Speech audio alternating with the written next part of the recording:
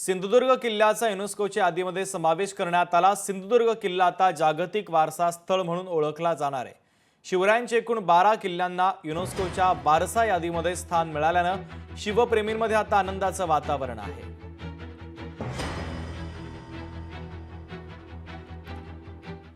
दरम्यान युनेस्कोच्या यादीत 12 किल्ले जे आहेत ते आलेले आहेत। यात रायगड, राजगड, सालेर, सिंधुदुर्ग, विजयदुर्ग,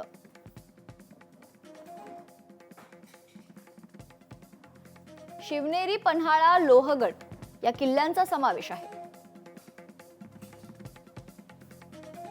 सुवर्णदुर्ग, खांदेरी, जिंजी या किल्ल्यांचा देखील यात समावेश असल्याचं समोर येत आहे।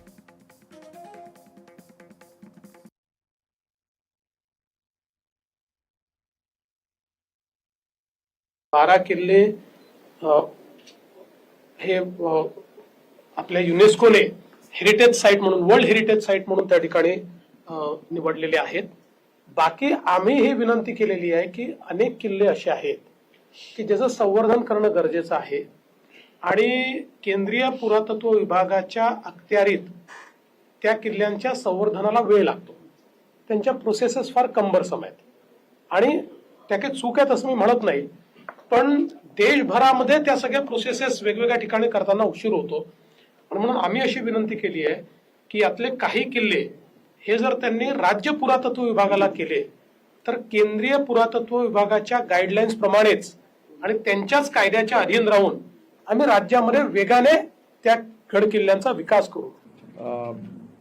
युनेस्कोच्या यादीमध्ये 12 आपले छत्रपती शिवाजी महाराजांचे किल्ले जे आहेत जागतिक वारसा यादीमध्ये त्याची नोंद झाली, हे आपल्यासाठी फार मोठी अचीवमेंट आहे आणि महाराष्ट्रासाठी गौरव आहे।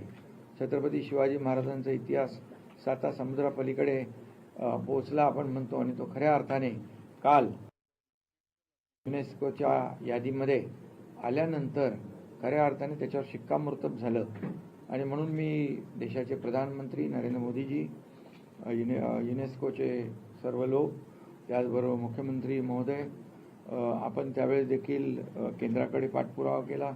सुरुवात आपण केल्यानंतर मोदी साहेबांनी देखील त्यामध्ये इनिशिएटिव्ह घेऊन आपल्याला यामध्ये यश मिळालं। त्यावेळेचे आम्ही यंदा गड किल्ल्याच्या करता निधीची पण तरतूद केलेली आहे।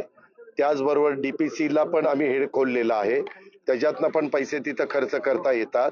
स्वतः विकास खारगे सांस्कृतिक खात्याचे सचिवांना मी तिकडे पाठवलेलं होतं, ते मुख्यमंत्र्यांचे पण सचिव आणि सांस्कृतिक विभागाचे पण प्रधान सचिव आहेत।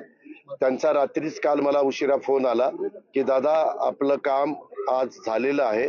ते महाराष्ट्राच्या शिवप्रेमींच्या दृष्टीनं आणि महाराष्ट्रातल्या मराठी माणसाच्या दृष्टीनं अतिशय आनंदाची, अभिमानाची अशा प्रकारची घटना घडलेली आहे। त्याबद्दल जो प्रयत्न सगळ्यांनी मिळून केला त्याचं खरोखरीच आम्हाला समाधान आहे की आपण जो प्रयत्न केला त्या प्रयत्नाला आता यश आलंय। छत्रपती शिवाजी महाराजांचा वारसा हा जागतिक पातळीवर नेण्याच्या दृष्टीनं कालचा युनेस्कोनं घेतलेला निर्णय हा महाराष्ट्राच्या जनतेसाठी अभिमानाचा आहे आणि छत्रपती शिवाजी महाराजांनी जी कारकीर्द या महाराष्ट्रामध्ये केली त्याला उजाळा देणारा आहे। तामिळनाडूतले देखील एक किल्ला त्याच्यामध्ये आलेला आहे। तामिळनाडू सरकारचं देखील मी मनपूर्वक अभिनंदन करतो।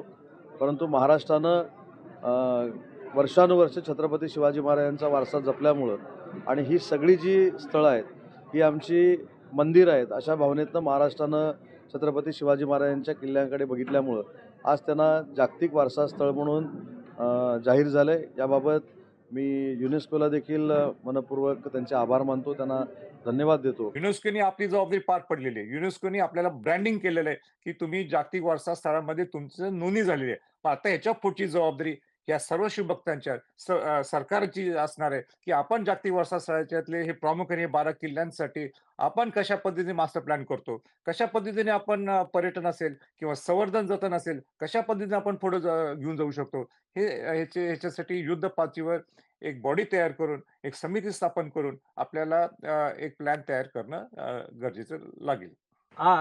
काल रात्री एक घोषणा झाली की स्वराज्यातील 12 किल्ले हे जागतिक वारसा स्थळांच्या यादीमध्ये त्यांचा नामनिर्देश झाला आणि एक संपूर्ण महाराष्ट्राला एक आनंदाची लहर जणू काही आली, असंच तो पुन्हा एकदा इतिहास जिवंत झाल्याचा तो निश्चितच आनंद सर्वांना होतोय.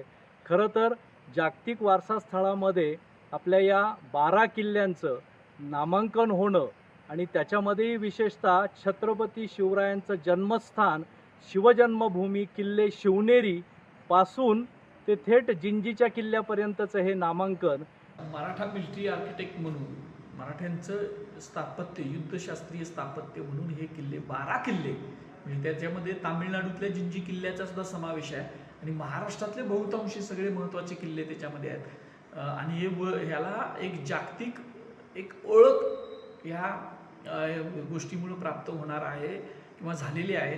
त्यामुळं खरं तर आपण ज्यांनी काही सगळे प्रयत्न केले त्या सगळ्या संबंधितांचं अभिनंदन केलं पाहिजे. महाराष्ट्र शासन असेल, केंद्र शासन असेल, त्यांचे अधिकारी असतील. याचा प्रस्ताव पहिल्यांदा काही वर्ष संभाजीराजेंनी सुद्धा याच्यासाठी प्रयत्न केलेले होते. आता ही मोठी जबाबदारी आपल्यावर परत एकदा येऊन पडलेली आहे आणि मला वाटतं की महाराष्ट्र शासन, त्याचा सांस्कृतिक विभाग एवढी मोठं यशस्वीता हातात आल्यानंतर खूप गांभीर्याने याच्याकडे बघेल. देर आहे दुरुस्त आहे असं हिंदीमध्ये म्हण आहे बरं का, हिंदी बोललो. उशिरा सुचलेलं शहाणपण ते सुद्धा खरं तर आत्ता 2-3 दुर्घटना एवढ्या घडल्या की एका किल्ल्याची ते आर्किओलॉजिकल डिपार्टमेंट आहे, त्यांनी डागडुजी करायला घेतलं, त्याचे बुरुजच कोसळले सगळे. छत्रपती शिवरायांचा पुतळा सिंधुदुर्ग जिल्ह्याच्या राजगडावर उभा केला, तो पडला. त्याच्यानंतर त्याचं दुःख प्रचंड आहे, वेदना आहे, राग आहे. दुसरा उभारला, पुन्हा जमीन खचली. पापी लोकांच्या हातून ते उभं राहायला पण तयार नाहीयेत, असाच अर्थ आहे. लक्षात आलं का? मला नेहमी वाटत असे की राजस्थानचे 6 किल्ले हे जागतिक वारसा स्थळांमध्ये समाविष्ट होते, मग आपले किल्ले का नाहीत? युनेस्कोच्या माध्यमातून आपलं ब्रँडिंग झालेलं आहे जागतिक वारसा स्थळांमध्ये शिवाजी महाराजांचे 12 किल्ले. पण त्याच्यावर आपण थांबून चालणार नाहीये. आपला नेक्स्ट स्टेप आणि सरकारची ही जबाबदारी आहे की ब्रँडिंग झाल्यानंतर खऱ्या अर्थाने शिवाजी महाराजांचे हे 12 किल्ले संवर्धन आणि जतन कशा पद्धतीने आपल्याला करता येईल, रायगड मॉडेल प्रमाणे आपल्याला कशा पद्धतीने संवर्धन करू शकतो, ह्याच्यासाठी एक मास्टर प्लॅन. लोकशाही मराठी ऐका, पहा, जागरूक रहा.